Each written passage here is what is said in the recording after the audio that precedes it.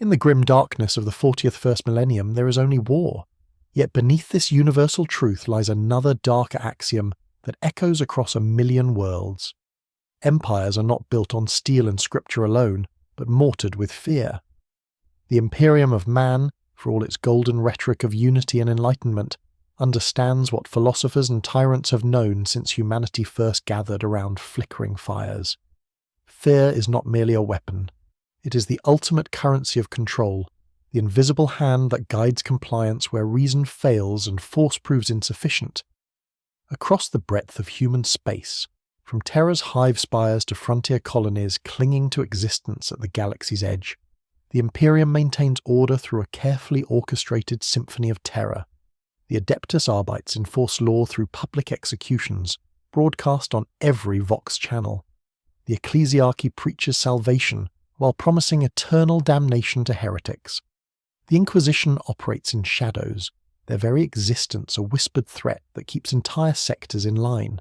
Even the beloved Space Marines achieve compliance as much through their mythic reputation for unstoppable violence as through actual battlefield prowess.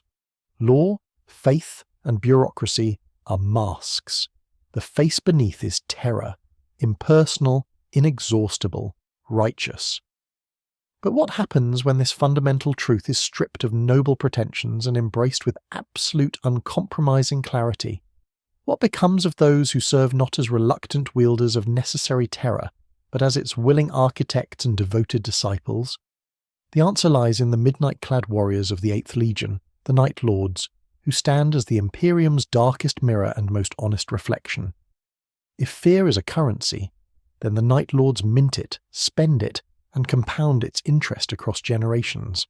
Where other legions cloaked their brutality in honour codes and noble purposes, the 8th Legion understood that mercy invites transgression, while fear prevents it entirely. They were forged not in the golden light of imperial truth, but in the perpetual darkness of a world where survival demanded predation, and justice could only be achieved through methods so terrible that whispers of their approach could bring civilizations to their knees. Their origins traced to Nostramo, a planet locked in eternal night where industrial fires cast dancing shadows across landscapes of human misery. The sun had died millennia ago, leaving only the cold glow of foundries and the deeper darkness of human depravity. Crime families ruled through violence, the weak disappeared into processing plants, and law existed only as bitter memory. Into this hellscape of perpetual twilight fell Konrad Curze, not as a saviour in any traditional sense, but as something far more terrible and necessary, a judge who understood that some sins could only be answered with flaying knives and public crucifixions. Curze became the Night Haunter, and in his systematic dismantling of Nostramo's criminal infrastructure, he established the template that would define his legion for millennia. He learned the alphabet of violence from dying men, and the calculus of fear from watching crowds decide whether to intervene or look away. Crime rates plummeted not through rehabilitation but through absolute certainty that transgression would meet consequences so horrific that death would seem merciful. The population lived in paralyzing dread, but they lived in order. It was justice stripped of compassion, mercy, and the comfortable lies that allow civilization to pretend its hands are clean. When the Emperor of Mankind arrived to claim his lost son, he found not a monster to be destroyed, but a system already in motion. The Master of Mankind looked upon Curze's work and saw a tool to be utilized. In this pragmatic acceptance lay the seed of everything that followed, for the Emperor understood his grand vision would require enforcers capable of methods other legions could not provide. The legion that emerged carried Nostramo's cultural DNA in every aspect of their being. They developed their own language of terror, vox grills that distorted voices into inhuman screams, photo-reactive ceramite that drank light and reflected only darkness, trophy racks that turned each warrior into a walking monument to atrocity. Their operational doctrine elevated fear from warfare's byproduct to its primary objective. They understood that morale is immaterial, that panic has logistics, that a scream can travel farther than a shell. They cultivated myth as meticulously as they maintained bolters, knowing the shadow arriving before drop pods could achieve what 1,000 lace guns could not. Their effectiveness became their curse. The Night Lords served the Imperium too well, too honestly, revealing truths the golden facade preferred hidden. They showed that Pax Imperialis rested not on noble ideals, but on absolute certainty of terrible consequences for resistance. They were the Imperium's most successful legion and greatest embarrassment, living proof that civilization's highest achievements required civilization's darkest methods: fear, terror, domination. These three words became their mantra, philosophy, and reason for existence. But they also became their damnation, for in embracing fear's cosmic necessity, they transformed into something that could never truly belong to the Imperium they served. They were too honest for a civilization built on comfortable lies, too effective for bureaucrats preferring plausible deniability. The question haunts every examination of the Eighth Legion. If terror is necessary for justice, what becomes of those who wield it? If fear is control's currency, what price do its merchants pay? Somewhere in the void between stars, lightning-scored ceramite gleams in darkness, whispering that some truths can only be spoken in screams. Those screams echo backward through time, carried on solar winds to a world where truth was always spoken in the language of violence. To understand the Night Lords, we must descend past the gleam of lightning-scored ceramite into the abyss that forged them. Nostramo, a planet that existed as both birthplace and prophecy of what the Eighth Legion would become. Nostromo hung in the void like a bruised eye, its surface scarred by millennia of industrial exploitation and human predation. The sun had died long ago, extinguished by stellar collapse or ancient catastrophe, leaving only the cold radiance of forge fires and the deeper darkness that breeds in human hearts when hope dies with the light. In the perpetual twilight that followed, humanity adapted as it always does, by becoming something else entirely. The planet's wealth had become its curse. Vast veins of adamantium honeycombed the crust, and generations of extraction had transformed continents into scaffolded pits where gantries stretched like ribcages over fractured mines. Cities rose as iron thickets between these wounds, their streets awash with neon glare and refinery soot, where filtration rain fell black, and a man could measure his lifespan by the time it took grime to cake beneath his nails. The skies remained perpetually bruised, the heavens a dead coin behind smog and storm, while lightning crawled across cloud decks in nervous skeins, caught and bled by the arcing towers of power distribution spires. In this sunless forge, civilization had not collapsed so much as evolved. The social structure that emerged reflected the physical reality, a hierarchy built on violence, maintained through fear and governed by the simple principle that power belonged to those willing to seize it through any means necessary. Crime families controlled entire districts, their territories marked not by boundaries, but by the reach of their brutality. The Moritat Syndicate dominated the northern industrial zones through systematic torture and public executions, their sigils blazing on habstacks like heraldic promises of pain. The Trophylaxis cartel maintained their southern territories by feeding rivals to the processing plants while broadcasting the screams across Vox networks, turning death into entertainment and terror into civic duty. Smaller gangs scurried between these titans like scavengers, surviving through cunning, cruelty, and the careful cultivation of their own micro-territories of fear. Each organization developed its own language of violence, tattoos that mapped allegiances across skin like cartographic scars, ritual scarification that denoted rank and achievement, and the bone trophies that marked territorial boundaries throughout the hive cities. A missing phalanx tooth meant debt, a spiral across the eye meant oathbreaker, a lightning slash meant a man to avoid at any cost. Law enforcement existed only as bitter memory and occasional punchline. The planetary government had withered to ceremonial irrelevance generations ago, its officials either corrupted, murdered, or driven into hiding. Justice became a private matter, settled through knife work in alleyways or elaborate torture spectacles designed to deter future transgressions. The Nostrum and gang cant that emerged pared words down to knives, meanings layered by tone and silence, where a single ordinary phrase could order a man's death or spare his life. The culture that thrived under this sunless canopy was one of codified terror and practical brutality. Children learned the price of mercy by watching it die in processing plants where meat, metal, and human hope were rendered with equal efficiency. Punishment became theatre, bodies dangling from transit bridges and illuminated by ad screens selling anesthetics. Ossuaries served as civic monuments where bone became common building material, carved into door lintels and heirlooms. The weak vanished into the industrial moor, while the strong learned that reputation could kill more efficiently than blades, that the threat of violence often proved more powerful than violence itself. Into this economy of fear fell a child from the stars. Konrad Curze arrived as so many of his brothers did, hurled by fate into a world that would define him absolutely. He emerged from his gestation pod not into palace halls or temple chambers, but into the deepest, darkest corner of Nostramo Quintus, where survival demanded immediate adaptation to an environment of universal predation. Where other Primarchs might have sought to uplift or reform their worlds, Curze understood with terrifying clarity that Nostramo had already taught him everything he needed to know about human nature. He grew among the heat exchangers and coolant rivers, where vermin bred in the warmth of machine veins and learned by hunger, by cold, by the sensation of being prey, and then predator.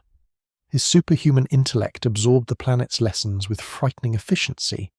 That fear was currency, that reputation could achieve what armies could not, that in an environment of constant predation, the only sustainable peace came through absolute terror. The crime family's territories remained stable not through mutual respect or negotiated boundaries, but because each organization understood the catastrophic consequences of challenging their neighbors. Curze's first justice was personal and prophetic, a butcher in a side street who paid boys in offal and took the rest in secrets, found with his face nailed to his own chopping block. From this initial act, his campaign began as rumour and evolved into legend. A silhouette seen on security feeds for a heartbeat as lightning strobed, a gang lieutenant vanishing between blocks and reappearing as a skinned prophecy on a floodgate. The message was simple, escalating, and absolutely clear. Stop. Repent. Fear. The aesthetic that would define the Night Lords emerged from this crucible of perpetual night and institutionalized savagery. Lightning became their symbol not from meteorological inspiration, but from the electrical storms that constantly racked the planet's toxic atmosphere, illuminating scenes of violence in stark momentary clarity. The midnight blue of their ceramite reflected their world's eternal darkness, while the bone white of their insignia echoed the bleached remains that served as territorial markers throughout the hive cities. Trophy racks and flensing tools became not mere weapons but vocabulary, each piece telling a story that resonated across generations. When Curze began his systematic pacification of Nostramo, he employed methods learned from the planet's own criminal masters, refined through his prophetic visions and superhuman intellect. He understood that lasting change required not just the elimination of current threats, but the creation of such overwhelming dread that future transgressions would seem impossible. His campaign became a masterclass in applied terror, each atrocity calculated to resonate through the collective consciousness of his subjects. The psychological imprint Nostramo left on its children would prove indelible. Every recruit drawn from the planet carried its cultural DNA, the casual acceptance of violence, the understanding of fear as social currency, the bone-deep knowledge that mercy was weakness, and weakness was death. These traits would define the Night Lords throughout their existence, creating a legion uniquely suited to warfare through terror, but fundamentally unsuited to the noble pretensions that other legions claimed. As Curze's methods proved effective, and his reputation spread beyond the confines of individual hive districts, the stage was set for transformation on a planetary scale. But the world that had forged both monster and method carried within itself the seeds of its own destruction, a fate that would mirror the Legion's own tragic trajectory. The Night Haunter was rising, and with him a philosophy of justice so pure and terrible that it would reshape not just Nostramo, but the very concept of fear itself.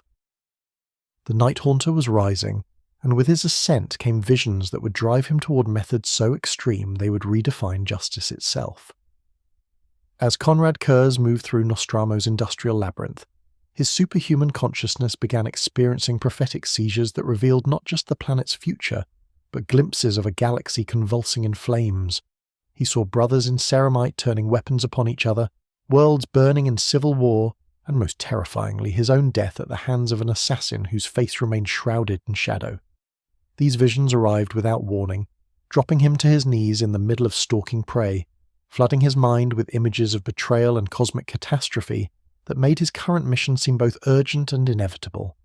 The nightmares drove him to surgical precision in his campaign against Nostramo's criminal infrastructure. Where other methods might have taken years to achieve lasting change, Curze understood that terror properly applied could collapse entire power structures in moments. He did not declare a revolution, he began a reckoning. His first major targets were chosen with chilling foresight, not just the foot soldiers of the crime families, but their architects, their enablers, their very bloodlines. Grendel Moritat, patriarch of the syndicate that controlled the northern industrial zones, became Curze's first masterpiece of educational terror. The crime boss was found in his fortified palace, flayed alive and suspended from the central chandelier with his own sinews, his skinned corpse arranged to face the main entrance, where his lieutenants would discover him at their morning briefing. But Curze's artistry extended beyond mere execution. The patriarch's wealth was stacked around the corpse like an altar, his sons hanging upside down from meat hooks, draining into gilt bowls while accounting ledgers were etched into their father's skin with surgical precision. The message was unmistakable. No fortress could protect those who preyed upon the innocent. No amount of wealth could purchase immunity from judgment.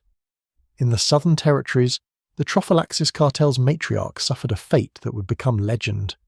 Her eyes were sewn open with copper wire as she was displayed in a refinery's viewing gallery, forced to witness her crew fed alive into the augers she'd used as policy.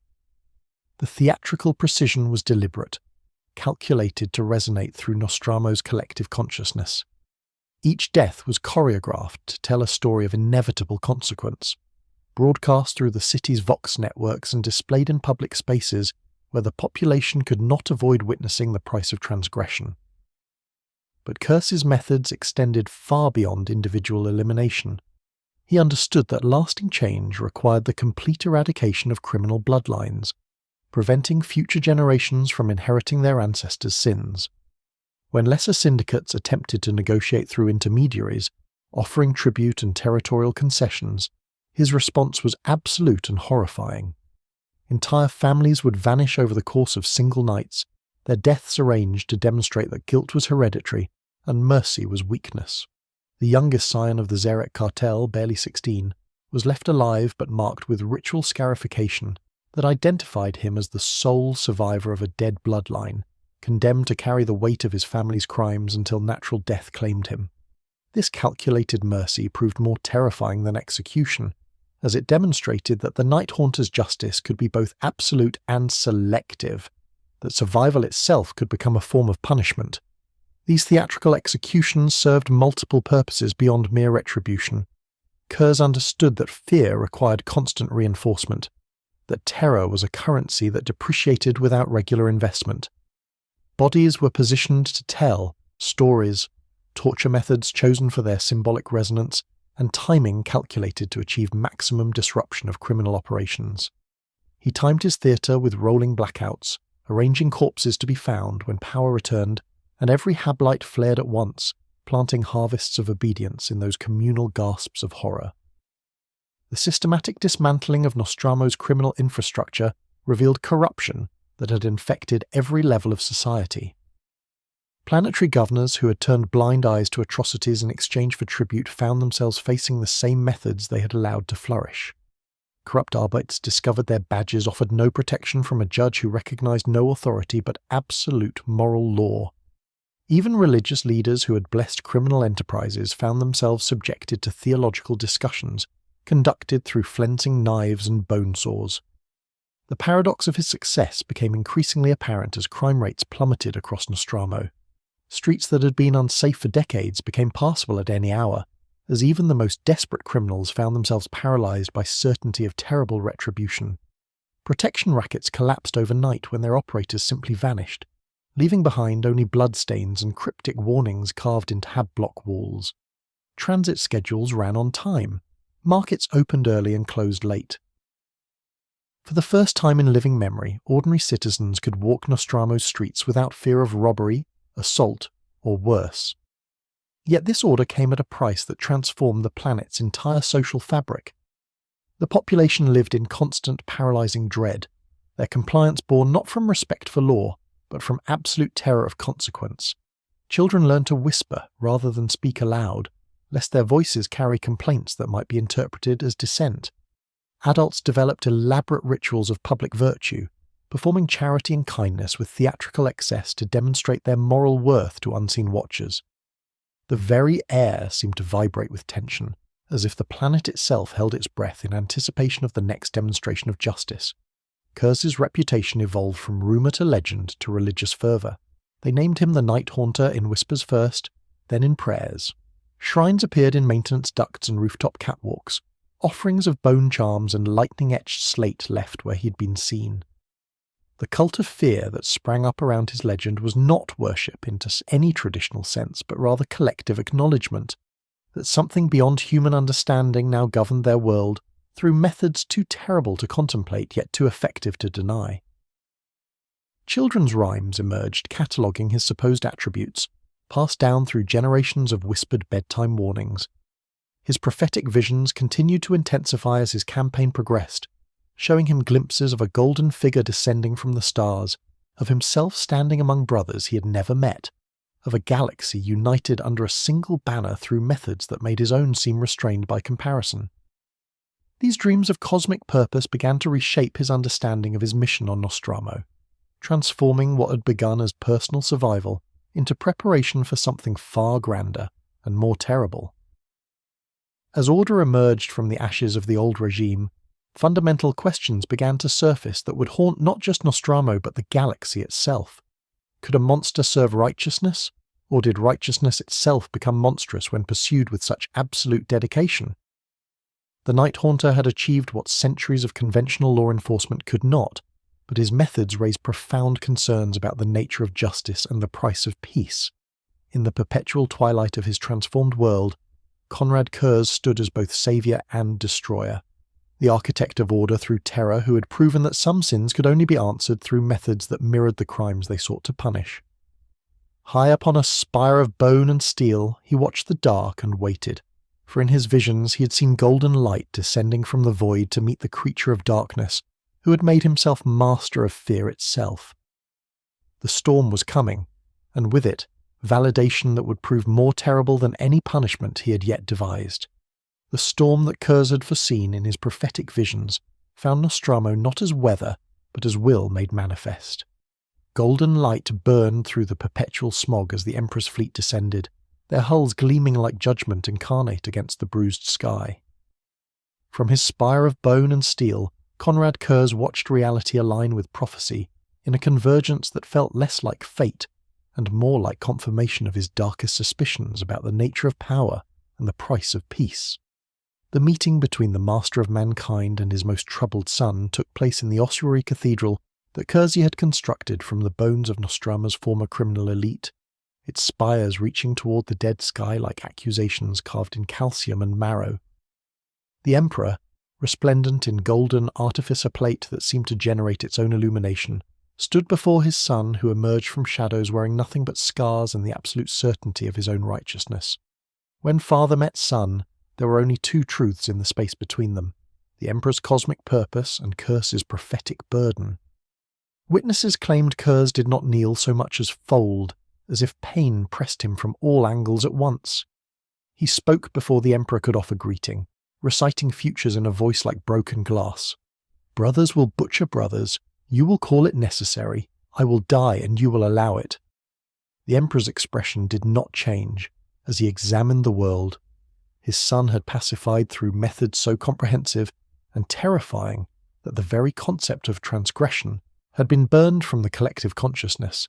He saw a planet brought to order in months where centuries of conventional governance had failed, and he recognized not a monster to be reformed, but a tool perfectly adapted for purposes other legions could not serve. The master of mankind's pragmatic acceptance revealed the cold calculus that governed his grand design. Where other primarchs might require years of siege warfare to bring worlds into compliance, Curze had demonstrated that strategic application of terror could achieve identical results in weeks or even days.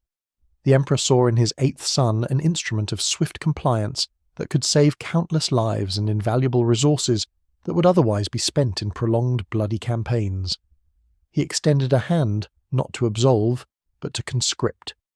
The 8th Legion that answered that summons underwent immediate and profound transformation. The hardened Terran veterans who had served as a workmanlike force of relentless efficiency found themselves remade in their Primarch's image. Curze walked their ranks in silence, reading sins and strengths in stance and stare, judging rather than inspiring. When he spoke, it was to rename them entirely. You are Night Lords. Paint it on your armour, carve it into your hearts. We do not win wars, we prevent them. Ceramite darkened from utilitarian grey to midnight blue, modified with photoreactive baffles that drank light and reflected only darkness. Lightning motifs crawled across pauldrons like nervous omens. Winged skulls spread their pallid grins, and trophy racks rose like altars to atrocity. Vox grills were tuned to distort voices into machine-lashed growls that could chill blood before the first shot was fired. The Legion's aesthetic transformation did more than frighten enemies. It reprogrammed the Night Lords themselves, turning each warrior into a walking sentence of judgment. Nostraman recruits flooded into the Legion's ranks, bringing with them the cultural DNA of their sunless homeworld. These newer starters possessed an intuitive understanding of terror as both weapon and art form, their conditioning enhanced rather than replaced by the casual acceptance of violence that Nostromo had bred into their bones. They spoke in the clipped cant of their world, marked themselves with ritual scarification that told stories of achievement through atrocity, and approached warfare with the methodical precision of apex predators. From this fusion of Terran discipline and Nostraman cruelty arose new structures to channel Curze's volatile genius. The Chiroptera formed as a council of captains, a circle of crows around a haunted throne, their purpose to relay their Primarch's will and temper his worst impulses when possible. Among them, First Captain Jago Sevatarian, known simply as Sevatar, emerged as the Legion's philosophical voice and tactical anchor. He moulded the Atramenta, Terminator plate elites who mastered teleport assaults and killroom tactics, their midnight-clad suits modified with additional trophy racks that transformed them into living nightmares. Early campaigns demonstrated the terrifying effectiveness of this new doctrine. The Chiror system, which had prepared for a siege lasting years, surrendered within hours of receiving Vox transmissions containing nothing but screams and the sound of flensing knives. On Yarkona, a 3-year siege was averted when the Night Lords collapsed planetary morale by broadcasting the systematic torture of captured officers across every communication network. These were not battles won through superior firepower, but worlds terrified into submission through the strategic application of psychological warfare. Yet even as the Night Lords proved their effectiveness, tensions began to emerge with other Imperial forces. The Ultramarines' rigid adherence to honourable warfare clashed fundamentally with the 8th Legion's improvisational approach to terror tactics. The Imperial Fist's emphasis on courage and fortification seemed almost quaint compared to the Night Lords' preference for infiltration and psychological collapse. Imperial bureaucracy struggled to process worlds brought into compliance through fear rather than conventional conquest, finding that populations traumatized into obedience presented unique administrative challenges. The Legion's reputation began to precede them across the galaxy, systems surrendering at mere rumours of their involvement. This efficiency came at a cost that accumulated like unburned incense. Worlds that complied but never truly integrated, populations that obeyed through paralysis rather than loyalty, and growing files of complaints reaching Terra about methods that proved effective but morally questionable. In the quiet that followed each compliance, a pattern emerged too consistent to be coincidence. The Night Lords had become monsters in service of light, their success measured not in worlds conquered, but in civilizations that chose submission over the alternative. Method was becoming identity. An identity once fixed would demand a doctrine fitting its shape. Method had become identity, and identity demanded doctrine perfectly suited to its nature. In the 8th Legion, warfare was not a manual to be memorized, but a mood to be cultivated. Not a checklist of objectives, but a climate of dread that preceded their arrival and lingered long after their departure. They approached every theatre of war with the same fundamental understanding. Darkness was humanity's oldest ally and most primal enemy. Fear was ammunition more potent than any bolt shell, and the collapse of enemy will was the only victory condition that truly mattered. Where other legions viewed terror as warfare's unfortunate byproduct, the Night Lords had refined it into their primary weapon system. Their operational philosophy began with the recognition that humans retained genetic memories buried so deep in their psyche that rational thought could not override them. Every child born carried ancestral echoes of predators stalking through prehistoric nights, of things that hunted from shadows while civilization slept. The Night Lords understood this primal vulnerability and exploited it with scientific precision, recognizing that a scream could travel farther than artillery shells and achieve more lasting strategic impact than orbital bombardment. They catalogued phobias like other legions studied ballistics, understanding that different species and cultures required different approaches to achieve psychological breakdown. The equipment that emerged from this doctrine transformed each Night Lord into a walking instrument of terror. Midnight blue ceramite incorporated photoreactive baffles and matte null lumen lacquer that absorbed ambient light rather than reflecting it, creating silhouettes that seemed to drink illumination from their surroundings. The effect was subtle but profound. Even in well-lit environments, Night Lords appeared as living shadows that registered in peripheral vision as wrongness that could not be directly observed. Helmet modifications included vox grills tuned to produce inhuman harmonics, distorting voices into machine-lashed growls that bypassed rational thought and triggered instinctive flight responses buried in the lizard brain. Flensing knives became their signature weapons, not for killing efficiency but for psychological impact. These curved blades were designed to remove skin in single, unbroken strips, creating wounds that maximized pain while minimizing immediate lethality. The sight of a flensed corpse communicated messages no amount of propaganda could match. This is what awaits resistance. This is the price of defiance. This is the alternative to compliance. Trophy racks transformed armor into walking monuments to atrocity, displaying finger bones, scalps, and more exotic prizes that told stories of previous campaigns, while promising similar fates to future enemies. Even the Atramenta Terminators received silent servos and kill-light inhibitors, creating the paradox of mass and stealth that rendered their teleporter arrivals studies in immediate intimate catastrophe. Their tactical doctrine evolved from Nostroman gang warfare refined through Astartes training and enhanced by prophetic insight. Terror squads functioned as surgical theatre, masked and methodical, tasked with eliminating symbols before soldiers, judges' chambers, vox stations, catechism halls. Raptors descended like living punctuation marks to underscore any message the Legion needed emphasized, their hooked talons and intoxicating love of vertical kills turning them into angels of death in the truest sense. Infiltration became their specialty, with entire companies moving through enemy territory undetected until they chose revelation.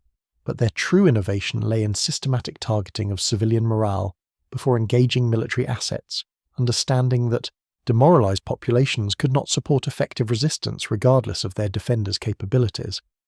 A typical compliance unfolded as calculated theatre: apparition, excision, proclamation. Apparition made enemies fight ghosts, with citizens seeing shapes where none stood, and security hololiths flickering with impossible shadows. Excision removed heads from hydras with surgical precision, coordinated strikes severing command chains, supply lines, and morale centers simultaneously.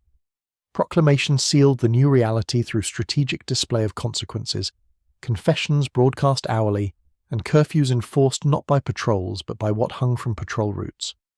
By the time armoured columns could deploy, populations had already decided that resistance meant extinction.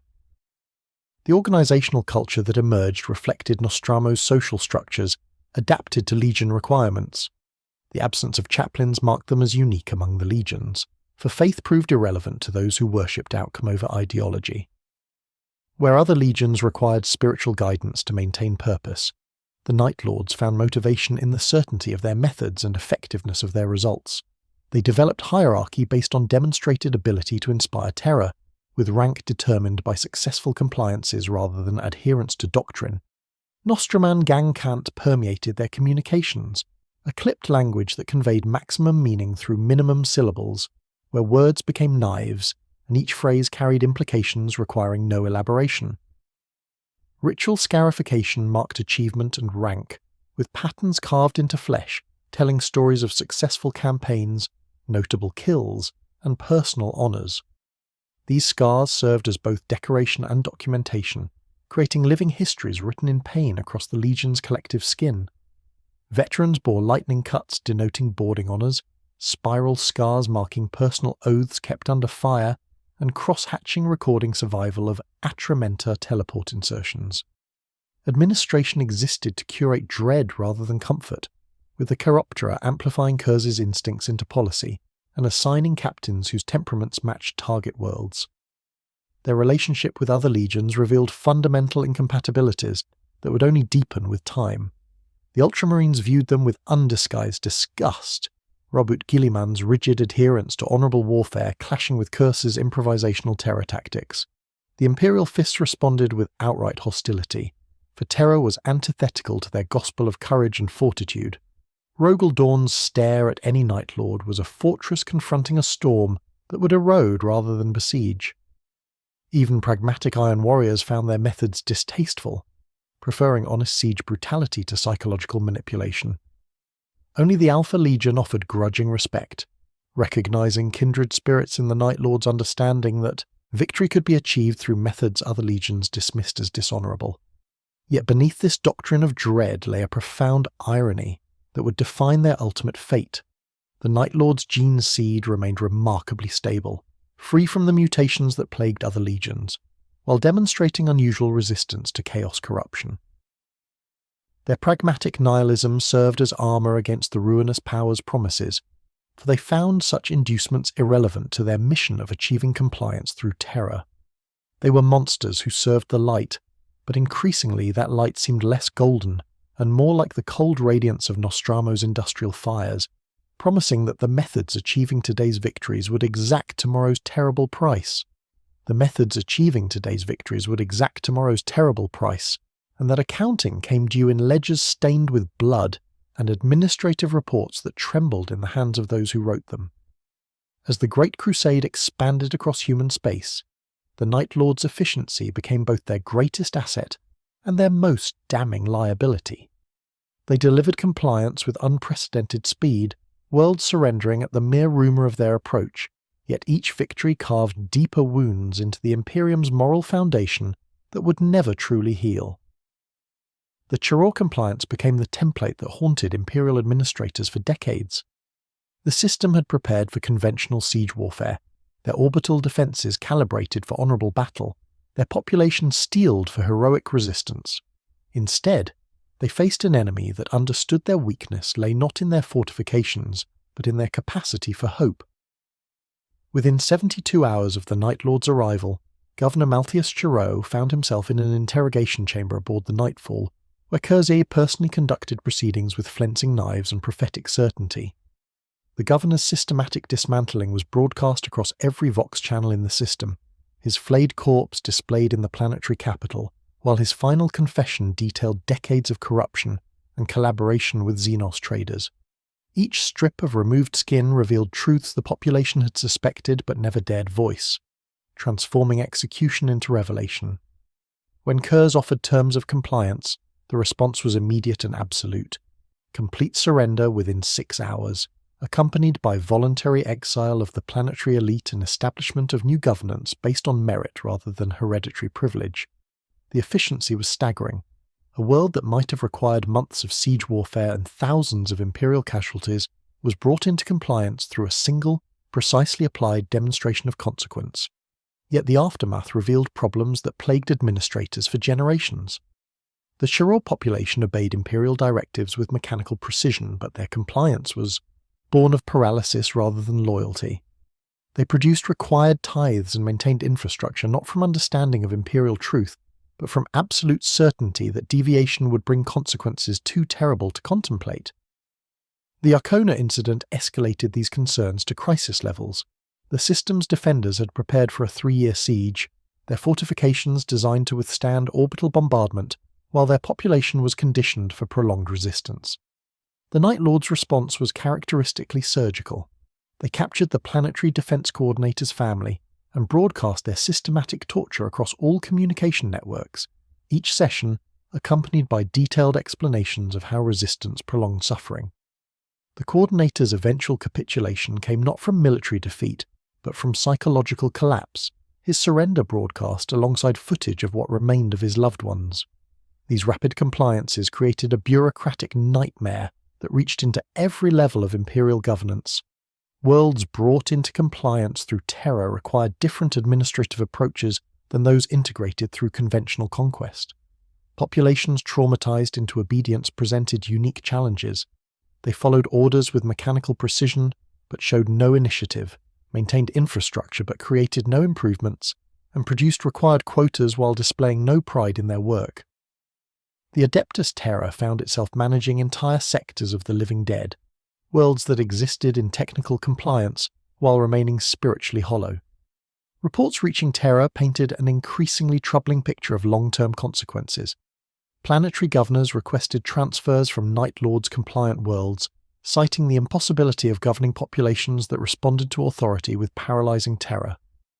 Imperial army commanders reported difficulties recruiting from these systems, as potential conscripts displayed psychological profiles incompatible with military service. Even the Mechanicum expressed concerns about Forge worlds, where workers approached their duties with the mechanical precision of the traumatized rather than the devotion of the faithful.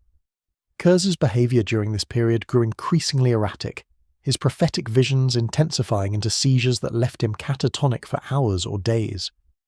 When consciousness returned, he would speak of futures that contradicted the Imperium's golden destiny. Brothers turning weapons upon each other, worlds burning in civil war, and his own inevitable death at the hands of an assassin whose face remained shrouded in shadow.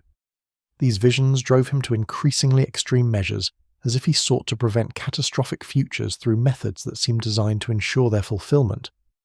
His growing contempt for his brother's perceived weakness became apparent in every interaction. He dismissed Guilliman's codex as naive, idealism mocked Dawn's faith in fortification as cowardice disguised as strategy, and treated Sanguinius's nobility as evidence of fundamental misunderstanding about human nature.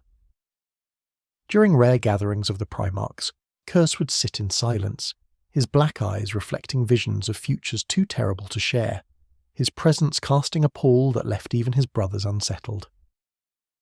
The first signs of factional division within the Night Lords began to emerge as some Marines embraced pure sadism while others struggled to maintain Curze's original vision of justice through terror. The Nostroman recruits, raised in a culture where violence was currency, found it increasingly difficult to distinguish between necessary brutality and gratuitous cruelty. Veterans who remembered the Legion's early days watched with growing concern as younger Marines seemed to relish atrocity for its own sake, rather than as a tool for achieving compliance. Captain Sahal argued for restraint, insisting that terror without purpose was mere sadism that undermined their effectiveness. Sevatar found himself mediating between factions that interpreted their Primarch's doctrine in increasingly extreme ways, his nihilistic pragmatism serving as a bridge between those who sought justice and those who simply enjoyed inflicting pain. The Chiroptera meetings became exercises in damage control as much as tactical planning, with senior officers struggling to maintain unit cohesion while their Primarch descended deeper into prophetic madness. The breaking point approached as reports of excessive force multiplied and reached critical mass within Imperial bureaucracy. Entire sectors now existed in states of traumatized compliance, their populations technically loyal but psychologically shattered. The efficiency that had once made the Night Lords valuable was beginning to create problems that outweighed their tactical advantages, as the Imperium struggled to govern worlds that obeyed through terror rather than understanding.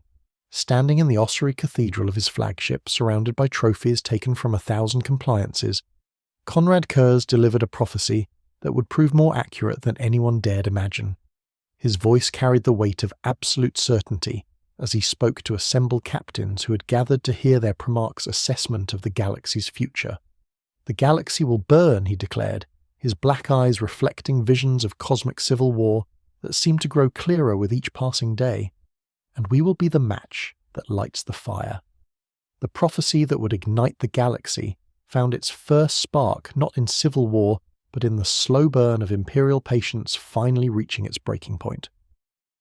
The Ghoul Stars campaign became the crucible where the Night Lords' methods escalated beyond even their usual brutality into realms of atrocity that shocked commanders who had witnessed decades of Imperial conquest.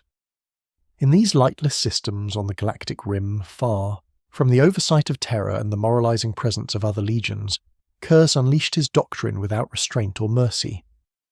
The populations of the Ghoul stars had resisted compliance through conventional means, their cultures hardened by generations of Xenos raids and environmental catastrophe. Where other Primarchs might have deployed additional forces or adjusted tactical approaches, Curze saw only another opportunity to demonstrate that resistance was futile and mercy was weakness. On Kravamesh, entire bloodlines were systematically tortured. For information that orbital reconnaissance could have provided within hours, their screams broadcast across planetary vox networks, while Imperial army observers watched in growing horror. The Secundus hive on Ghoulheim was transformed into a vast abattoir where compliance was achieved through methods so extreme that hardened commanders requested transfers rather than witness the Night Lord's interpretation of justice. These were not the calculated demonstrations of consequence that had defined the Legion's earlier campaigns, but purposeless sadism that rendered victory meaningless. Populations surrendered not from understanding of Imperial truth, but from complete psychological collapse, creating worlds that existed in technical compliance while remaining spiritually dead.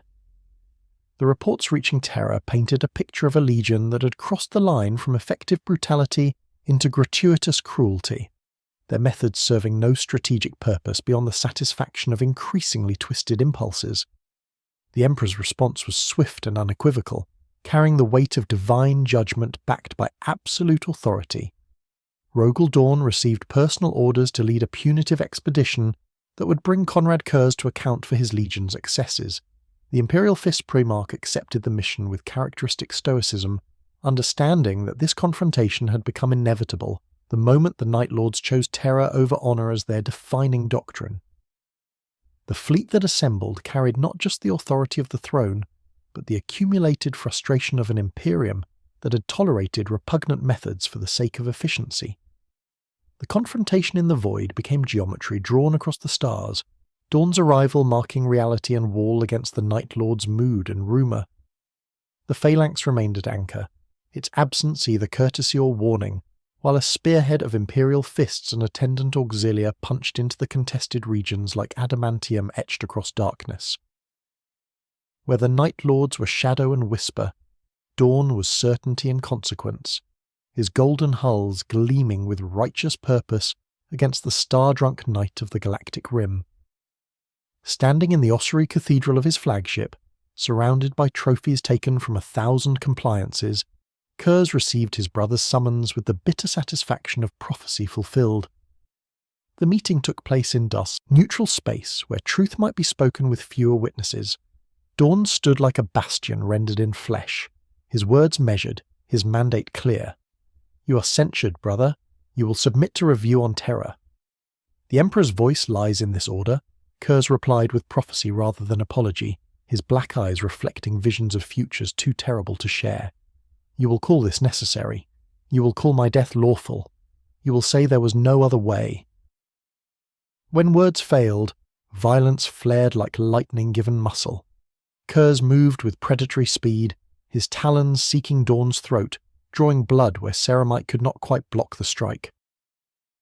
For a razor-thin moment the galaxy poised on the edge of fratricide before the heresy had a name, Imperial fists and Night Lords stepping forward in mirror formations.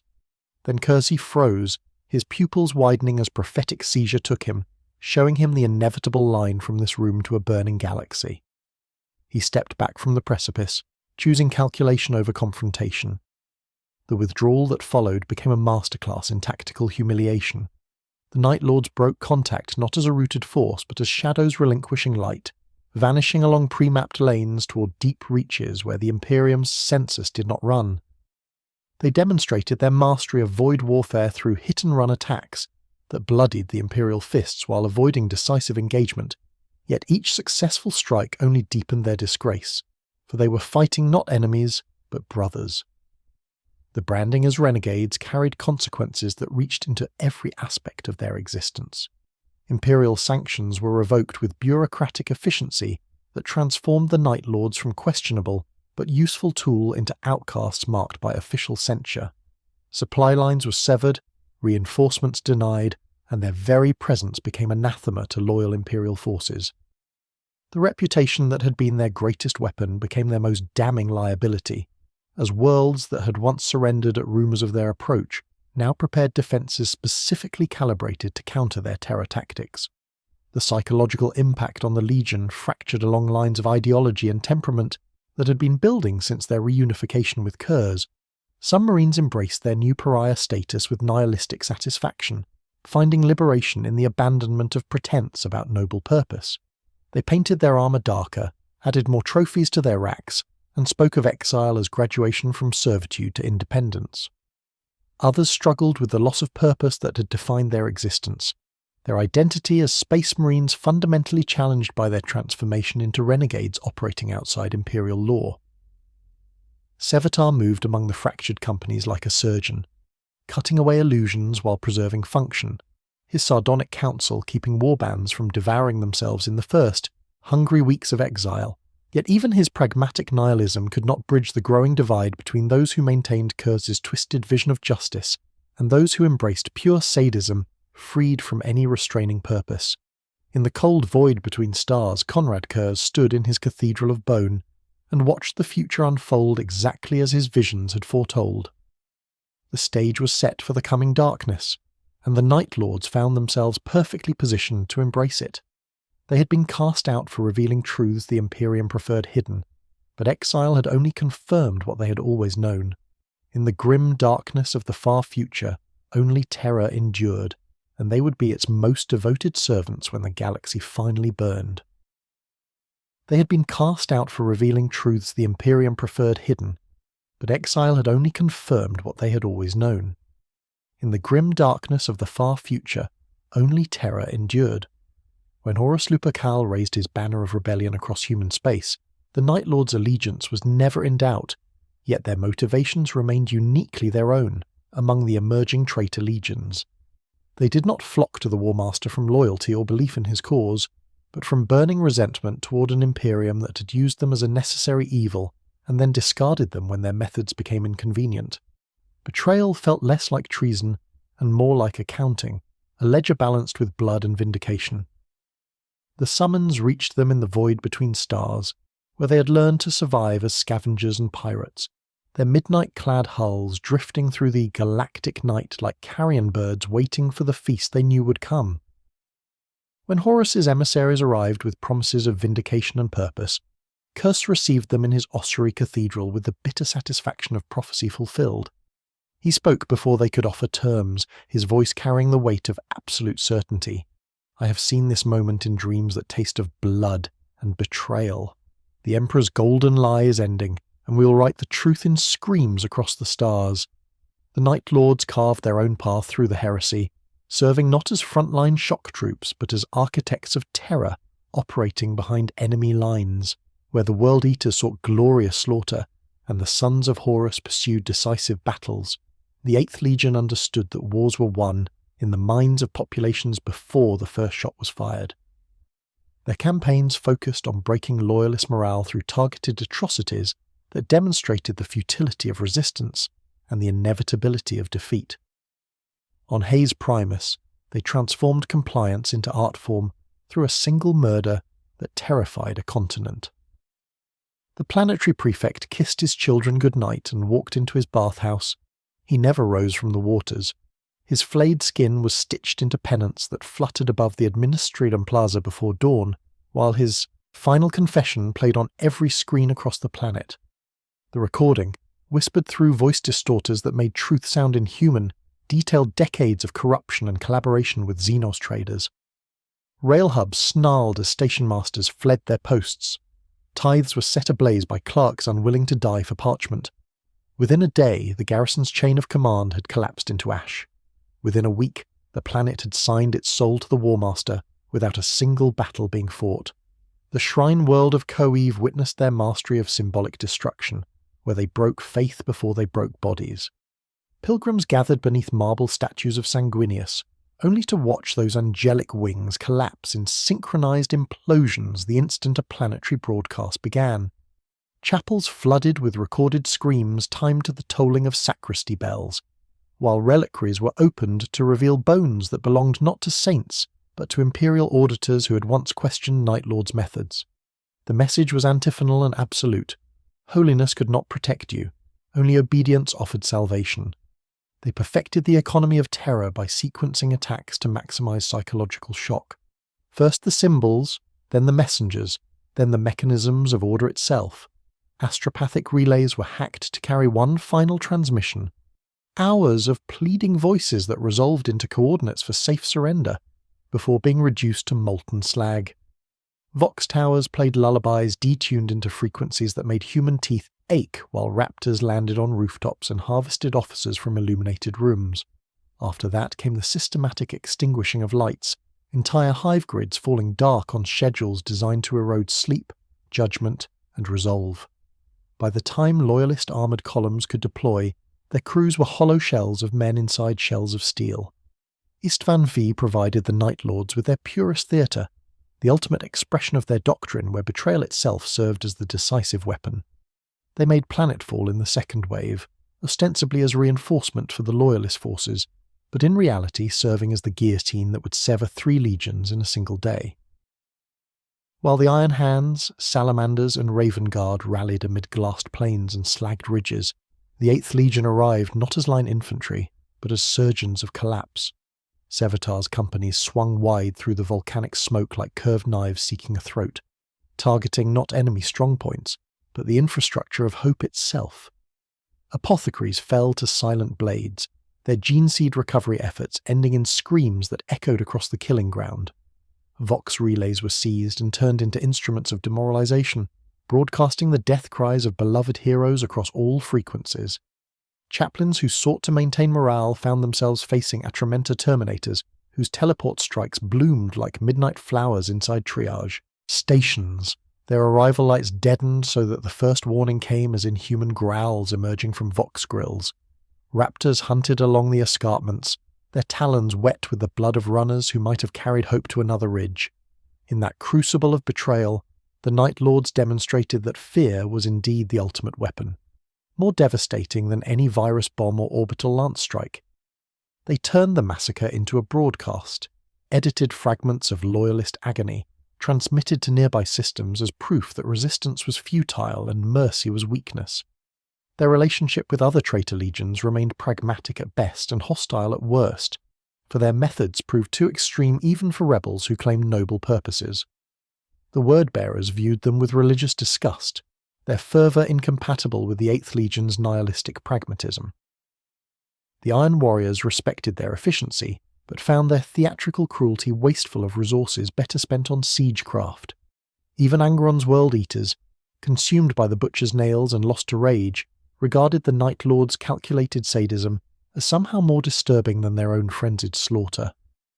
Only the Alpha Legion offered grudging respect, recognizing kindred spirits in their understanding that victory could be achieved through methods other legions dismissed as dishonourable.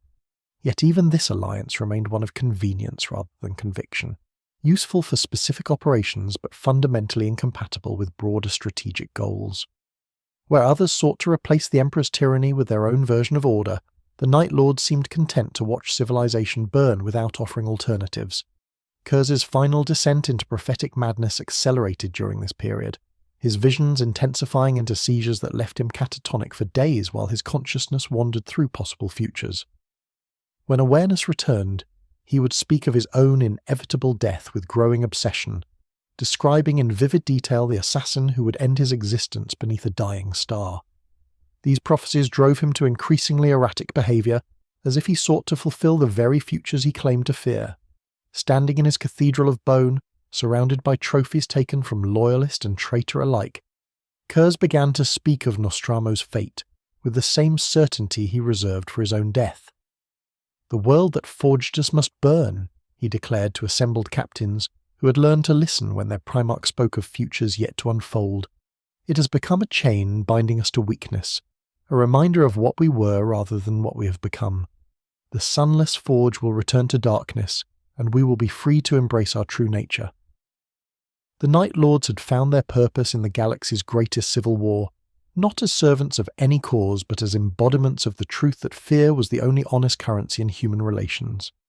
They would write their legacy in screams across the stars, proving that in the grim darkness of the far future, Terror was the one constant that would outlive empires, ideologies, and even the gods themselves. The galaxy burned exactly as Curze had foreseen, and they were both its arsonists and its most devoted witnesses to the conflagration. The galaxy burned exactly as Curze had foreseen, and in that conflagration he began to orchestrate the final movement of his prophetic symphony. His campaigns after the heresy's outbreak grew increasingly nihilistic, transformed from strategic terror into something far more personal and desperate. He led his legion on raids that served no tactical purpose beyond provoking Imperial response, their strikes calculated not to achieve compliance, but to demonstrate the futility of resistance and the inevitability of his own dark visions. Each atrocity became an invitation whispered to the void, almost daring the Imperium to fulfill the prophecies that haunted his dreams.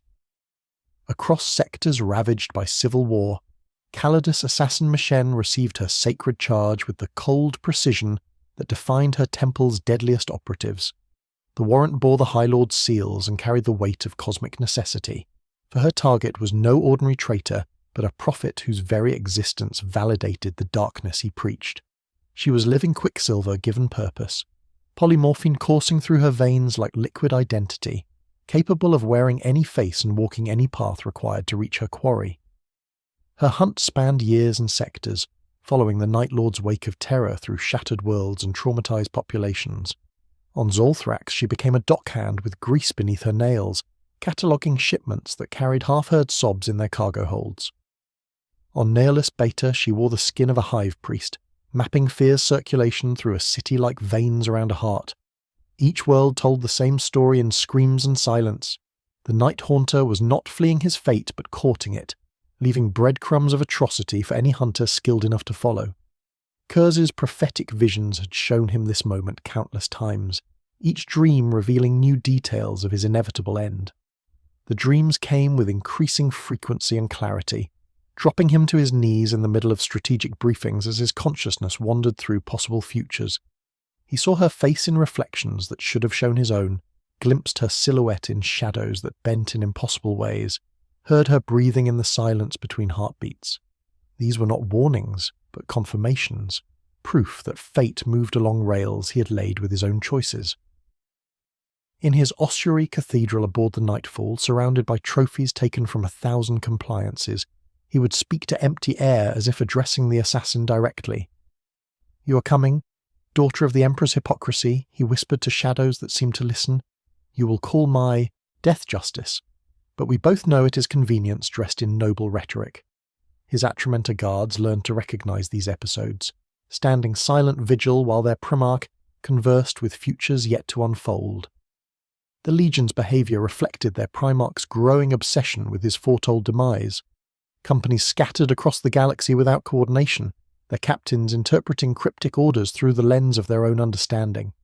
Some embraced pure nihilism, conducting raids that served no purpose beyond inflicting suffering.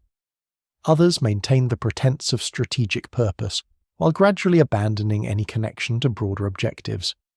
The Chiroptera found itself managing not a unified force but a collection of predators, bound only by shared methodology and common origin. Mishen's pursuit required patience measured in years and cunning honed through decades of training. She learned to read the patterns in Night Lord's atrocities like a scholar studying ancient texts, understanding that her quarry was not trying to escape his fate, but to orchestrate it on his own terms. The Maravillia system provided her first direct observation of the 8th Legion's methods, where she witnessed their terror tactics from the shadows of a burning hive city. She studied their doctrine with professional appreciation, while cataloguing their weaknesses, recognizing that she hunted not just a Primarch but a philosophy made flesh. The confrontation came not through ambush, but invitation, as Curze's visions had always foretold. He dismissed his bodyguards and thinned his security, transforming the Nightfall from fortress into theatre. When Mishen finally materialized from shadows that should have been empty, infiltrating his flagship through corridors that seemed to part before her like water, she found him waiting in his cathedral of bone with the patience of absolute certainty. The cathedral felt quieter than memory, trophy racks hanging like withered forests while lightning flared beyond viewing ports, bleaching ossuaries into harsh relief before darkness swallowed them again. She passed Atramentar, who pretended not to see. Raptors crouched on gantry rails like carrion birds told to wait. The ship itself felt complicit, its decks humming on reduced power as if respect for the moment had drawn energy down to a whisper. He spoke before she could reveal herself, his voice soft and dry like an old storm retelling itself. "I have dreamed your face 1,000 times, assassin, though each time it belonged to someone else. Polymorphine is honest in its lies." When she stepped from the shadows, neural shredder gleaming in her augmetic hand, he smiled with something approaching tenderness. "Do I run? Do I resist? Would you feel better if I did?" Her reply was doctrine made flesh. "I am the Emperor's hand. I serve mankind." His response carried the weight of philosophical triumph. "You serve terror. We both do. I use it honestly. Your masters pretend." The neural shredder struck with surgical precision, disrupting his superhuman nervous system while he made no attempt to defend himself. Each wound became punctuation in an argument conducted through dying flesh, his final words a chilling indictment delivered through failing breath. By allowing his own murder, Curze transformed execution into vindication, proving that the Imperium killed when convenient and called it justice, making them no different from the Night Lords themselves. His death became the ultimate expression of his philosophy, that beneath the golden facade of imperial righteousness lay methods identical to those he had employed, that terror was the one honest currency in human relations, and that his assassins served the same dark master they claimed to oppose. The immediate aftermath shattered the Legion's already fragile command structure like glass striking stone.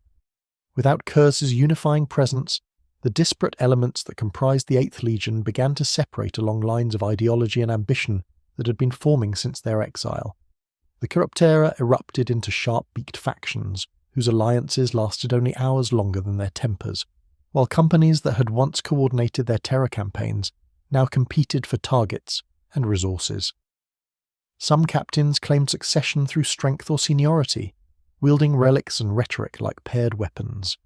Sahal gathered Atramentar remnants and declared himself executor of Curze's will, while others laughed at any talk of unity and carved their own insignia into bulkheads. Sevatar's absence hung over every disputation like a sword that never fell, his pragmatic counsel sorely missed as lesser luminaries rose and set with dizzying speed. The template for their future existence as scattered warbands emerged from this chaos-like evolution in accelerated time. Each fragment carried a piece of their Primarch's legacy, but interpreted it through the lens of their own understanding and ambition. Some maintained the pretense of justice through terror, conducting campaigns with surgical precision. Others embraced pure sadism, finding liberation in the abandonment of any restraining philosophy. All carried the midnight blue ceramite and lightning iconography that marked them as sons of Nostramo, but none possessed Curze's unifying vision of terror as cosmic necessity. The Night Lords had become what their Primarch's death made inevitable. Not a legion in any meaningful sense, but a diaspora of terror, scattered across human space like seeds of darkness waiting for the right conditions to bloom into nightmare. They were living proof that in the grim darkness of the far future, fear was the one constant that would outlive empires, ideologies, and even the prophets who first gave it voice. In the cold void between stars, where shadows gathered and lightning danced across ceramite that drank illumination, the true legacy of Konrad Curze began to take shape as fragments, a philosophy made flesh, each warband carrying forward their own interpretation of what it meant to be the galaxy's premier practitioners of terror. The diaspora of terror that began with Curze's death hardened into survival doctrine during the Great Scouring, when the vengeful Imperium swept across traitor territories with systematic efficiency and found the Night Lords too fractured, too numerous, and too perfectly adapted to darkness to be burned away. Where other traitor legions recoiled into the Eye of Terror to build demon citadels or carved out empires in the galactic periphery, the Sons of Nostramo chose a different path entirely. They scattered across human space like viral spores, their fragmented warbands perfectly suited to survival in the hostile post-heresy environment, where Imperial forces hunted traitors with methodical fury and righteous determination. The Great Scouring systematic purge transformed the galaxy into a hunting ground, where survival required cunning, mobility, and the ability to vanish into the void between stars. The Night Lords possessed all these qualities in abundance. their doctrine of terror warfare having prepared them for exactly this kind of asymmetric conflict.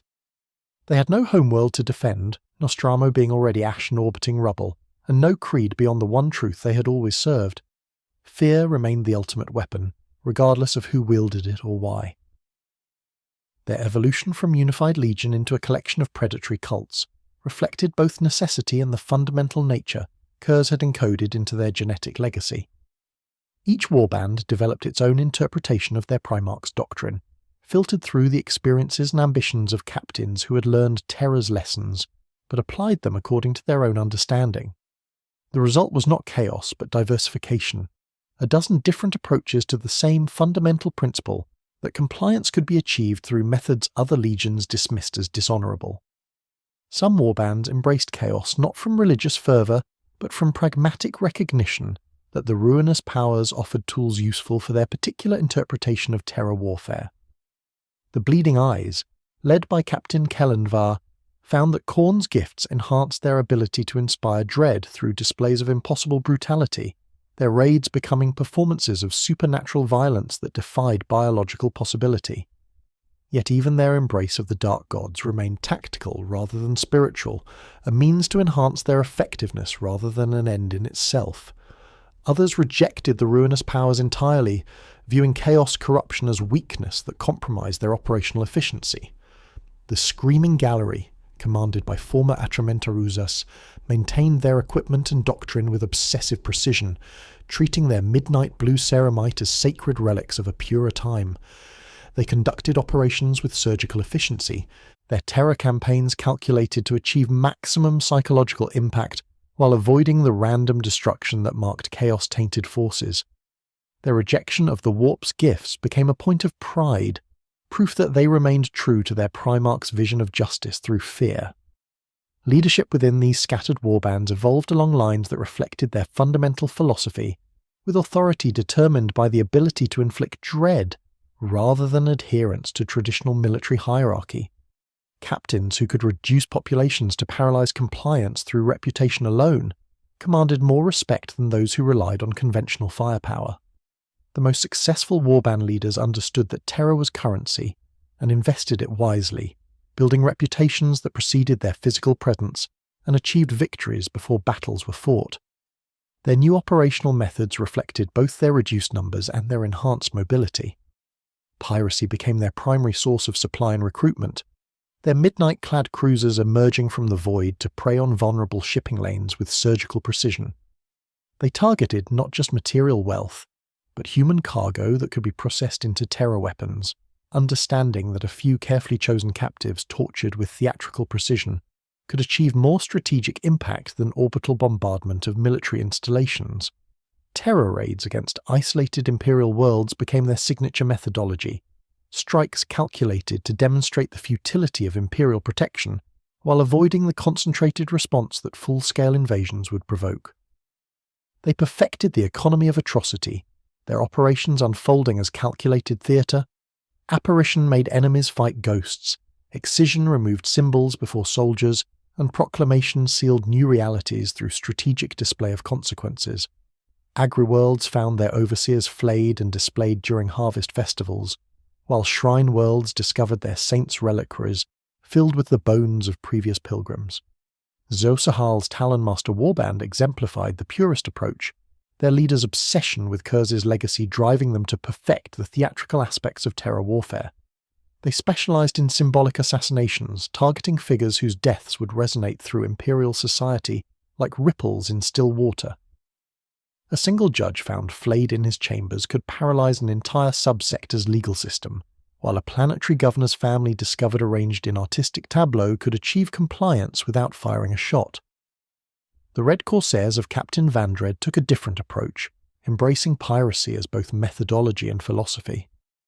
They understood that fear required constant reinforcement through demonstration, conducting raids that served as both resource gathering and psychological warfare. Their reputation for leaving no survivors except those specifically chosen to carry tales of their brutality made their arrival in any system a guarantee of panic and administrative collapse. Internal politics within these warbands crystallized around results rather than rhetoric. Ritual duels under red maintenance lumens settled disputes, blades whispering nostrum and oaths, while murder circles decided leadership through scars and statistics. A captain survived by delivering dread on schedule, his authority lasting only as long as he could inspire greater fear in his subordinates than he did in his enemies. Challenges were met with flensing knives rather than debate, and failure was punished with methods that served as object lessons for the survivors.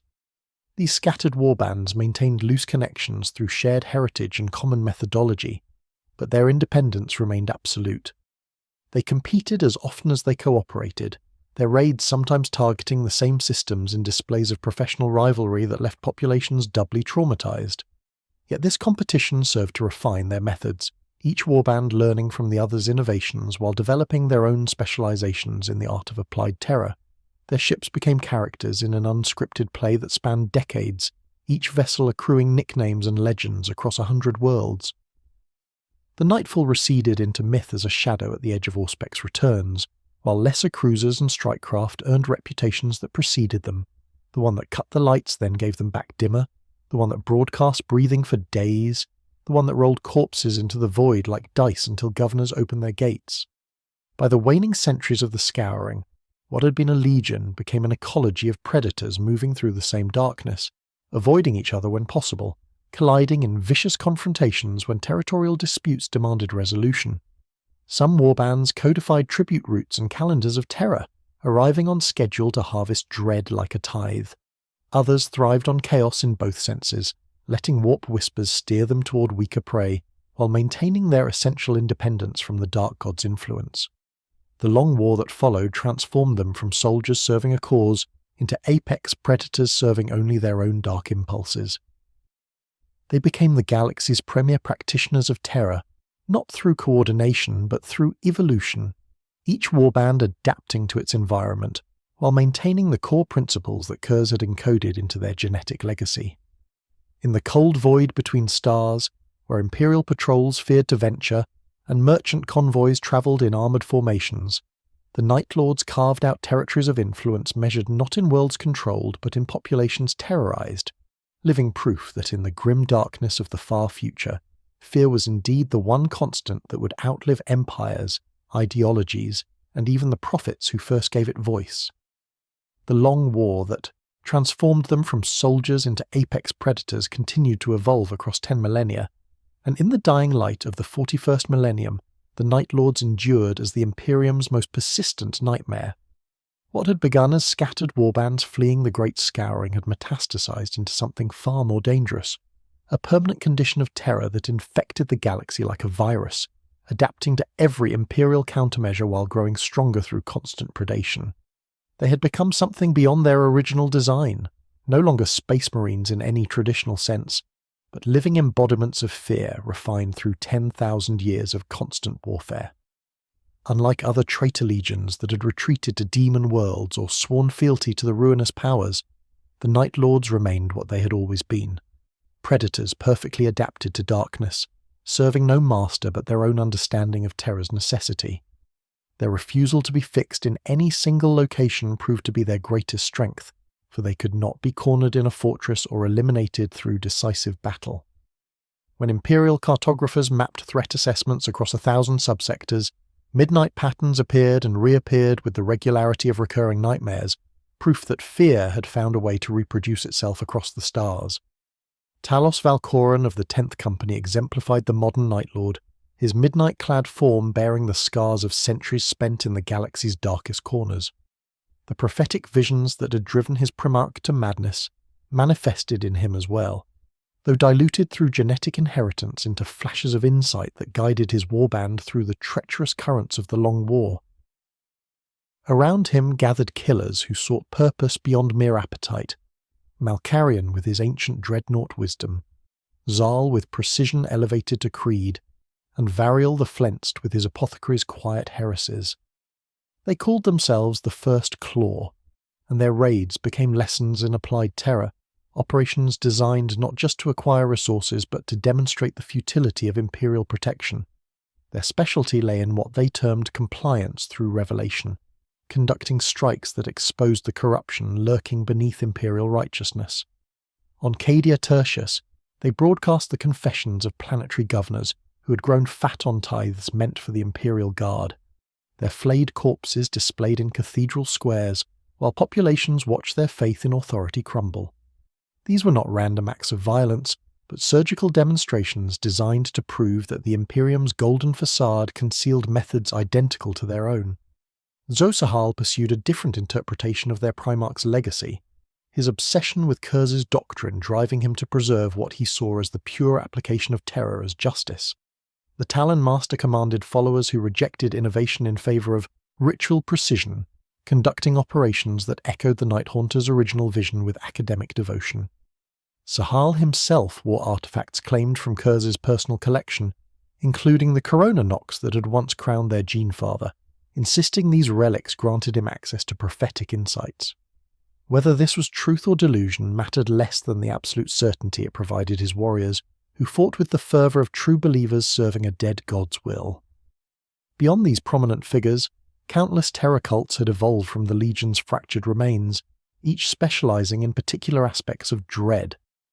The Bleeding Eyes embraced select chaos gifts while maintaining their essential independence, their raids becoming performances of supernatural violence that defied biological possibility. The Screaming Gallery preserved their equipment with obsessive precision, treating midnight blue ceramite as sacred relics while conducting operations of surgical efficiency. Captain Vandrid's Red Corsairs had evolved into full-fledged pirates, whose reputation for leaving no survivors except chosen messengers made their arrival in any system a guarantee of panic and administrative collapse. Their relationship with the broader Chaos forces remained one of calculated pragmatism rather than religious devotion. Many warbands viewed the ruinous powers as tools to be hired rather than gods to be worshipped, bargaining with demons when it served tactical purposes while maintaining their fundamental independence. Some captains wore gifts of the warp like stolen finery, hiding corruption beneath midnight ceramite so reputation remained their primary weapon. Others held to purest contempt for any form of devotion, insisting that faith was merely another mask for power, claimed without admitting its price. This resistance to full corruption set them apart from other Traitor Legions, making them valuable allies for specific operations while remaining fundamentally unreliable for broader strategic objectives. Modern Night Lords' tactics had evolved to exploit the Imperium's greatest vulnerability, its dependence on civilian morale and administrative infrastructure. They understood that the galaxy-spanning empire required constant reinforcement of authority through symbols, ceremonies, and the illusion of protection. Raptors remained their signature terror weapon, modified jump packs allowing them to descend from orbital darkness like fallen angels, their appearance alone capable of breaking planetary defense forces before the first shot was fired. These winged killers had perfected psychological warfare as an art form, their guttural screams and hooked talons serving as instruments of dread more potent than any conventional weapon. Their mastery of void warfare made them the premier pirates of the 41st millennium, their midnight-clad cruisers emerging from the warp like nightmares given substance. They had learned to read patterns in the Imperial shipping routes, understanding that merchant convoys carried more than material cargo. A carefully targeted raid could disrupt supply lines across entire sectors, while the capture and processing of specific individuals yielded intelligence that guided future operations. They turned piracy into psychological warfare, their reputation ensuring that word of their presence spread faster than any astropathic transmission. Strike cruisers rode silent on minimal power, their hulls lacquered to drink starlight and avoid detection until the moment of attack. Grapnel torpedoes struck like punctuation marks at the end of frightened sentences, while boarding parties flowered in corridors before defenders could draw breath to sound alarms. They preferred captures to kills, understanding that captives could be edited into messages more valuable than any material prize. A navigator's final words, an astropath's unshielded scream, a merchant captain's confession wrung from broken teeth, became currencies that spent well across the Imperium's nervous system. The internal culture of modern Night Lords remained dominated by Nostraman traditions that had survived 10 millennia of constant warfare. Gangkant threaded their communications like static. Contracts were sealed in scars, and authority derived from demonstrated ability to inspire terror rather than respect. Warband councils resembled the ancient corrupt terror echoing through cracked glass, featuring short meetings, hard stares, and outcomes recorded in blood more often than ink. Ritual scarification marked achievement and rank, with patterns carved into flesh telling stories of successful campaigns, notable kills, and personal honours earned under fire. Leadership remained a constant competition, where captains survived only as long as they could inspire greater dread in their subordinates than they did in their enemies. Challenges were settled through flensing knives rather than debate, with failure punished through methods that served as object lessons for survivors. This perpetual struggle for dominance kept warbands sharp, but prevented the unity that might have transformed them from persistent nightmare into strategic threat. Their impact on Imperial society extended far beyond the physical damage of their raids. The mere rumour of Night Lord's presence could cause mass panic and the breakdown of civil order, as populations raised on stories of midnight-clad killers found their deepest fears made manifest. Planetary governors abandoned their posts at unconfirmed sightings, while Imperial Guard regiments sometimes refused deployment to sectors where Night Lord's activity had been reported. A single lightning glyph chalked beneath a transit bridge could halve a hive's productivity for weeks, while whispered threats could divert convoys, cancel parades, and start riots. Administratum nodes learned to lie to themselves, issuing sealed orders that moved enforcers away from where they were needed most. Astropathic relays carried implications rather than threats, understanding that a single breath on an open channel could halt night shifts in manufactorums because everyone remembered what had followed such sounds on other worlds. The Night Lords had weaponized rumour itself, transforming their reputation into a force multiplier that allowed small warbands to achieve objectives that would have required legion strength through conventional warfare. In the dying light of the 41st millennium, as the galaxy convulsed with war and the Imperium struggled to maintain order across 1 million worlds, the Night Lords continued their endless hunt not for glory or faith, but for the satisfaction of seeing fear bloom in the hearts of their prey. They were the Imperium's darkest mirror and most honest reflection, living proof that terror was indeed the one constant that would outlive empires, ideologies, and gods. 10,000 years after Curze's death, his sons remained faithful to the only truth that mattered. In the grim darkness of the far future, fear endured, and they were its most devoted disciples. Somewhere in the void between stars, Midnight Armour watched sleeping worlds and calculated how best to wake them, for the final lesson of the Night Lords had yet to be learned, and the bill for every Imperial compromise still came due in the dark.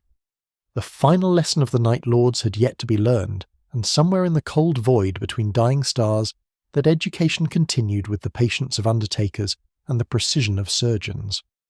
10,000 years after Curze's death, his sons remained faithful to the only truth that had never betrayed them. Yet their existence had become the galaxy's greatest philosophical paradox. They were living proof that the tools used to preserve civilization could become indistinguishable from those employed to destroy it, that the line between justice and terror was not merely thin but perhaps entirely illusory. The irony of their existence cut deeper than any flensing knife, for they had become the embodiment of every warning they had ever delivered. Created to prevent chaos through fear, they had evolved into chaos incarnate, not the warp-spawned madness that crowned demon princes, but the civic entropy that emerged when populations learned obedience without belief. They were order's final tool and civilization's first betrayal, living evidence that any empire governing through terror would eventually become indistinguishable from its enemies. The bill for every Imperial compromise came due in screams echoing across the void, and the Night Lords served as both creditor and collector in that cosmic accounting. Their legacy demanded examination through multiple lenses, each revealing uncomfortable truths about the nature of power in the 41st millennium. As a cautionary tale about the corruption of justice, they demonstrated how noble purposes could be perverted through extreme methods until means consumed ends entirely. Curze's original vision had possessed a twisted logic, his pacification of Nostramo achieving results that conventional law enforcement could never match. Yet that same doctrine, refined through 10 millennia of application, had evolved into something serving no purpose beyond the satisfaction of inflicting dread. They stood as monuments to the danger of pragmatism untempered by mercy, stark reminders that even the most efficient solutions could carry unbearable costs. More profoundly, they offered proof that the Imperium's methods differed from theirs only in scale and authorization. The same Imperium that condemned them for excessive brutality maintained order through public executions broadcast on every Vox channel, orbital bombardments of rebellious worlds, and systematic extermination of populations deemed heretical. The Adeptus Arbits enforced law through demonstrations of consequence. The ecclesiarchy preached salvation while promising damnation, and even beloved space marines achieved compliance as much through mythic reputation for violence as battlefield prowess. The Night Lords had simply stripped away pretense, revealing the terror that lurked beneath every imperial institution like bone beneath flesh. Their philosophy that fear was the only honest currency in human relations had found validation in the Imperium's own evolution. The 41st millennium's humanity lived in constant dread of Xenos invasion, heretical corruption, and administrative displeasure, their compliance born not from understanding of imperial truth, but from absolute certainty that deviation would bring consequences too terrible to contemplate. In this way, the 8th Legion had proven prophetic, their exile serving to demonstrate rather than disprove their fundamental thesis about human nature and the mechanics of control. Among the Traitor Legions, they occupied a unique and unsettling position that reflected their fundamental independence from both imperial righteousness and chaos corruption. Where the word-bearers sought divine revelation, and the Iron Warriors built infernal fortresses, the Night Lords served no master but their own understanding of necessity. They were neither fully corrupted by chaos nor entirely free from its influence, existing in liminal space between order and anarchy that made them valuable allies and dangerous enemies in equal measure. Some wore the warp's gifts like stolen jewelry, concealing corruption beneath midnight ceramite to preserve reputation as their sharpest weapon. Others rejected such temptations with purest disdain, insisting that honest power came only from fear artfully applied. This independence had preserved their essential nature while allowing constant adaptation, creating forces that defied conventional strategic analysis. They served chaos when circumstances demanded it, fought alongside imperial forces when advantage shifted, and betrayed both sides with equal facility when profit required it. Their loyalty belonged only to the principle that fear endured while empires rose and fell, making them the galaxy's most persistent and adaptable nightmare. Lingering mysteries surrounded their scattered existence like shadows refusing illumination. The fate of First Captain Jago Civatarian remained the greatest enigma, his disappearance during the heresy creating legends that persisted across millennia. Some claimed the Dark Angels had caged him, others whispered that he had slipped his bonds and vanished into private war against fate itself. His absence haunted every Night Lord's gathering, for he had possessed the pragmatic wisdom that might have prevented their complete fragmentation, his sardonic counsel serving as the only bridge between those who sought justice and those who simply enjoyed inflicting pain. The possibility of loyalist Night Lords presented another puzzle that troubled Imperial strategists. Logic suggested some members of the 8th Legion might have rejected Curze's path and remained faithful to the Emperor, yet no confirmed loyalist Night Lords had ever been documented. Whether this reflected the Legion's complete corruption, or the Imperium's unwillingness to trust warriors trained in terror tactics remained an open question, generating uncomfortable speculation within the Administratum's higher circles. The greatest riddle remained Curze himself and the nature of his prophetic visions. Were they genuine foresight granted by the warp's cruel omniscience, or mirrors he had polished with every choice until reflection hardened into reality? His predictions of galactic civil war and inevitable death had proven accurate in every detail, yet their fulfillment seemed to result from decisions he made rather than fate beyond his control. Perhaps prophecy and paranoia were simply different names for the same phenomenon when applied to minds capable of seeing patterns others missed. In the broader context of the 41st millennium, where only war existed and peace remained a forgotten dream, the Night Lords served as humanity's darkest mirror and most honest reflection. They reminded the Imperium that civilization's greatest achievements required civilization's darkest methods, that the mask of nobility could slip to reveal the skull beneath. Every imperial execution, every orbital bombardment, every act of systematic oppression validated their original thesis that terror was the fundamental currency of control. Their persistence across 10 millennia of constant warfare demonstrated that some truths were too fundamental to be destroyed through military action. Terror was woven into the fabric of human consciousness, a primal response that could be exploited by those who understood its mechanisms. The Night Lords had mastered this understanding, transforming themselves into living embodiments of humanity's oldest nightmares, while serving as constant reminders that order enforced through fear looked from a distance very much like peace. The final accounting of their legacy revealed them as neither heroes nor villains, but something more disturbing. The inevitable result of a philosophy taken to its logical conclusion. They were what happened when noble rhetoric was stripped away to expose the methods that actually maintained order, when the comfortable lies of civilization were burned away to reveal the terror that kept populations compliant. In a galaxy where survival demanded constant vigilance and mercy was weakness, they represented the endpoint of every compromise made in necessity's name. As the 41st millennium ground toward its uncertain conclusion, with ancient threats stirring in the void and the galaxy convulsing in endless war, the Night Lords continued their eternal hunt. They were no longer space marines in any traditional sense, but something more primal and enduring. Fear given form, terror made manifest. The living proof that in the grim darkness of the far future, only one truth remained constant across empires and eons. Somewhere in the void between dying stars, where Imperial patrols feared to venture and merchant convoys travelled in armoured desperation, midnight-clad figures watched and waited with the patience of apex predators. They served no emperor, worshipped no gods, and fought for no cause beyond the satisfaction of seeing fear bloom in the hearts of their prey. The night was long and full of terrors, and they were its most devoted servants, forever faithful to the darkness that lived in every human heart. Fear, terror, domination. In the end, there was only night.